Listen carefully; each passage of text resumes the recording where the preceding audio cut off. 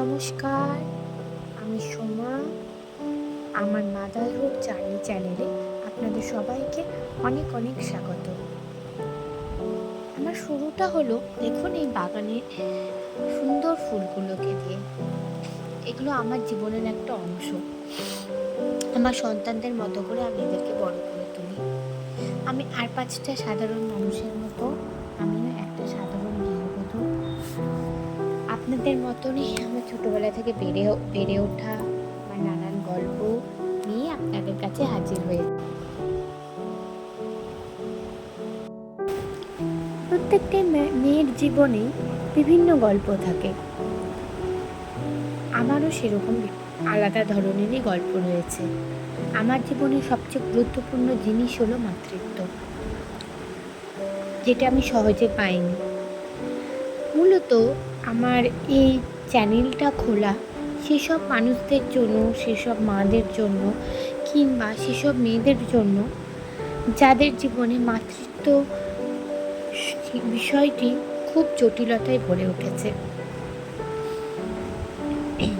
আজকালকার যুগে আমি সবচেয়ে বেশি যে জিনিসটা আমাদের ডেঞ্জার জোনে আছে সেটা হচ্ছে মা হওয়া, সন্তানকে জন্ম দেওয়া।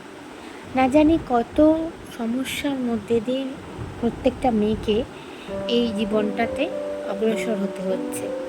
আমি কিন্তু সেই দলেরই একজন। ধীরে ধীরে আমার জীবনের মা হয়ে ওঠার গল্পটা আপনাদের সামনে আমি শেয়ার করে নেব। কেন?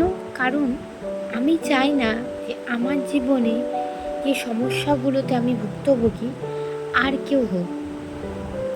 যারা আমার মতনই সমস্যাগুলো ফেস করে মা হয়ে উঠেছেন বা ওঠার চেষ্টা করছেন বা হোপলেস হয়ে আছেন, তারা বুঝতে পারবেন আমার গল্পটি শুনলেই যে জীবনটা কিন্তু থেমে যায় না। কোনো একটা সমস্যা যে আমাদের শরীরে তৈরি হলো, তার জন্যই আমাদের জীবনটা কিন্তু থেমে থাকে না। তার আগে আমি পরিচয়টা সেরে নিই। এটা আমার মহাদেব, আমার বাড়ির সবচেয়ে বড় সদস্য।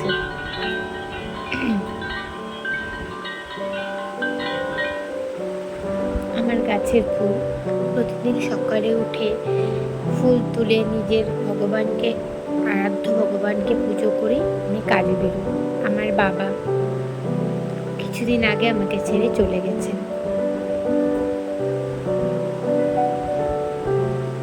আমার ছোট্ট মন্দির।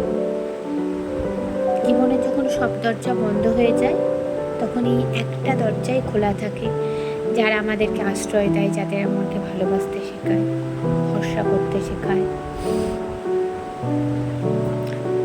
আমার গোটা ঘর বাড়ি জুড়েই আমার সন্তানদের, আমার ছেলে মেয়েদের সমস্ত স্মৃতি, তাদের খেলাধুলোর জিনিস। আর এই এক টুকরো বারান্দা আমার অবসর মন খারাপের সঙ্গী। গোটা ঘরময় খালি ওদেরই খেলাধুলোর জিনিস, অগোছালো কখনো গোছালো। আমিও খুব একটা বাড়াবাড়ি করি না, চোখ দুটো জুড়িয়ে যায় ওখানে আমার।